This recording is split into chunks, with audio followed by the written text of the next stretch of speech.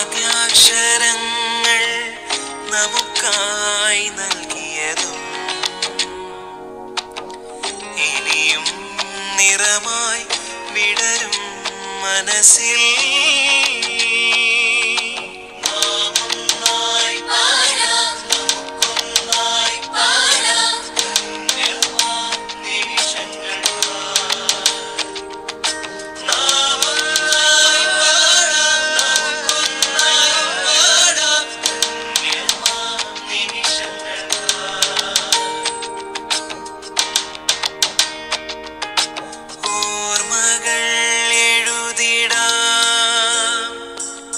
സൗഹൃദം പങ്കിടാം ഓർമ്മകൾ നിറയുവാൻ ഒരു ദിനം വരികയായി ഒരു ദിനം വരികയായി ഒരു ദിനം വരികയായി. Welcome to CMS College Higher Secondary School. The history of the CMS College Higher Secondary School begins from 1817. The school, which started functioning as a grammar school in 1817, grew into a full-fledged high school and has now graduated into a higher secondary school and has thrown its portals open to students hailing from every walk of life, irrespective of caste, creed, or religion. It's located at Chungam on a hill in Sylvian surroundings beside Meenachil River. The school is functioning far from the din and bustle of the busy town, but easy to access, providing an air of eminence and elegance to the passers-by.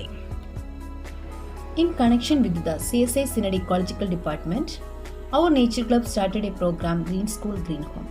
As part of that, we are conserving the natural resources that we have. Today, we are discussing about the strategies that we are followed in our school for the conservation of water and also the methods that the children used in their homes. Our school is 204 years old and also the trees around the campus. The old buildings and the campus are well maintained. While walking inside the campus, we feel a good vibe of nature and tradition. Kerala receives an average annual rainfall of 3000 mm. Yet the state faces several water scarcity between February and mid-May every year. Wells go dry in many places and water becomes unavailable to thousands of people. The situation is expected to persist in the coming years too. It is estimated that Kerala needs 5,823 million cubic meters of water, additionally over the existing resources every year to meet its needs. About 50% of the population in urban areas and 80% in rural areas depend on open wells for the domestic water needs in the state. There are 2 rain harvesting units in our school. It stores the rainwater from our rooftops. It's a great advantage to overcome the drought that we are facing in these times. In our school, our major water resource is the well itself.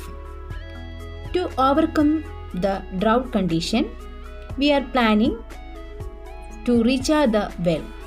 There are 2 ways to recharge the well. One is channelizing the rainwater from the rooftops to a filtering unit and then allowing it to fall into the well. The other one is to dig rain pits near the well and allow the rainwater in the vicinity fall into the pits. The water will subsequently seep into the well. That is one of the methods that we are following in our school. The second method that we are adopting in our campus is the natural vegetation itself. With God's grace, we have a wide greenery around the campus. Land cover is important in deciding water availability. Vegetation allows percolation and enriches the water table. Recharging groundwater requires 30 to 48% of open space with vegetation. The vegetation makes soil pervious and helps in percolation.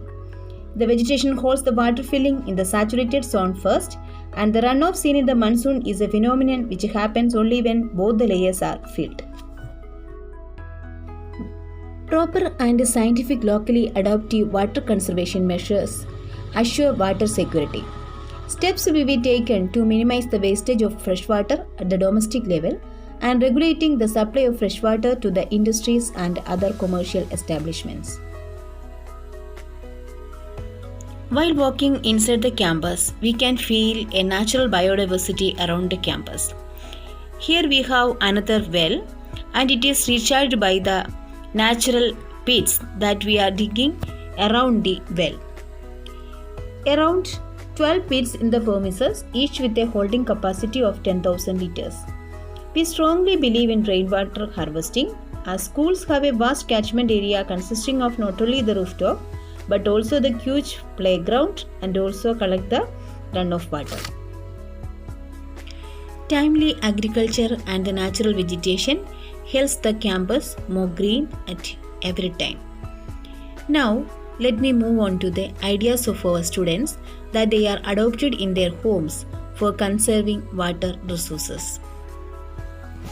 See, here our children Jason and Blessing. They are cleaning the water body near their home. It is useful for them and also for others. The river is filled with the Iconia plant. They initiated cleaning and it helps the people around their house. Don't throw waste materials into the water bodies. The children are the future generation, so aware them about the treasures that we have. Here Parvati Menon sharing her ideas to us. The need of the hour is to educate tomorrow's leaders about water conservation. When children are trained to save and use water economically, they can help to reduce water wastage now and in the future. They will be able to do more number of daily activities with less amount of water. And these good habits will become a way of life for them. Here it is Abiga and Georgie sharing their ideas about the scarcity of water in future. Water scarcity is the lack of freshwater resources to meet the standard water demand. Humanity is facing a water crisis due to unequal distribution, resulting in some very wet and some very dry geographical locations, plus a sharp rise in global freshwater demand in recent decades driven by industry. Water scarcity can also be caused by droughts, lack of rainfall, or pollution. This was listed in 2019 by the World Economic Forum as one of the largest global risks in terms of potential impact over the next decade. Save water, save life. The technique for maximizing the water conservation. Plant the right tree in the right place. Selected trees are planted here for our site conditions and growing in space.